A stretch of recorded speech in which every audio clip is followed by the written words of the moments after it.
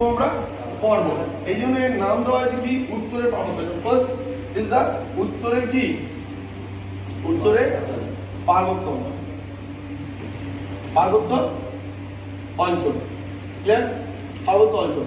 Second one যদি আমরা দেখি দ্বিতীয় ভূপ্রাকৃতিক বিভাগ যেটা সবথেকে গুরুত্বপূর্ণ সেটা হচ্ছে কি বৃহৎ সমভূমি, তাই তো বৃহৎ কি বৃহৎ সমভূমি, বৃহৎ সমভূমি ক্লিয়ার। থার্ড যেটা আসবে সেটাকে আমরা কি বলি উপদ্বীপীয় কি উপদ্বীপীয় মালভূমি। তাহলে এই রিজনটাকে আমরা বলছি উপদ্বীপীয় মালভূমি, উপদ্বীপীয় কি উপদ্বীপীয় মালভূমি। আশা করি রিমেম্বারিং করতে পারছিস বা রিকল করতে পারছিস যেগুলো আগে তোর পড়ানো হয়ে গেছে অলরেডি, তো জানিস সবাই এগুলো আগে পড়ানো হয়ে গেছে। তো সেটাকে আমি আবার রিপিট করছি কেন, যাতে তোর মনে রাখতে পারিস এই জিনিসগুলো। কারণ আমাদের যে কোল সিলেবাস তার উপর বেস করে যদি আমাদের মাধ্যমিক পরীক্ষা দিতে হবে, তোমাদের আমাদের ভুলে গেলে হবে না, ঠিক আছে।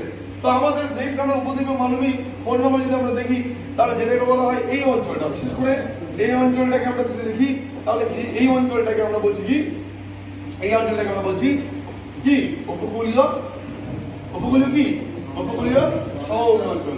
এটাকে বলা হয় কি উপকূলীয় সমভূমি অঞ্চল, সমভূমি অঞ্চল ক্লিয়ার। এন্ড লাস্ট ওয়ান 5 নম্বরটা সেটাকে আমরা কি বলছি, সেটাকে আমরা বলি দ্বীপপুঞ্জ। যদি আমরা এখানে তাকাই তাহলে এখানে আমরা একাধিক ছোট ছোট দ্বীপ পাবো, তাকে আমরা আন্দামান বলি, আর এখানে যদি তাকাই আমরা তাহলে আমরা লাক্ষাদ্বীপ পাবো।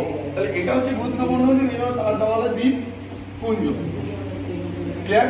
এটুকু মাত্র যদি সরি এই 5টা ভূপ্রাকৃতিক বিভাগে আমরা বিভক্ত করি আমাদের যে ভারতবর্ষ সেটাকে। এবার প্রশ্ন হচ্ছে উত্তরে যে পার্বত্য অঞ্চল, এই উত্তরের পার্বত্য অঞ্চলকে যদি ভালো করে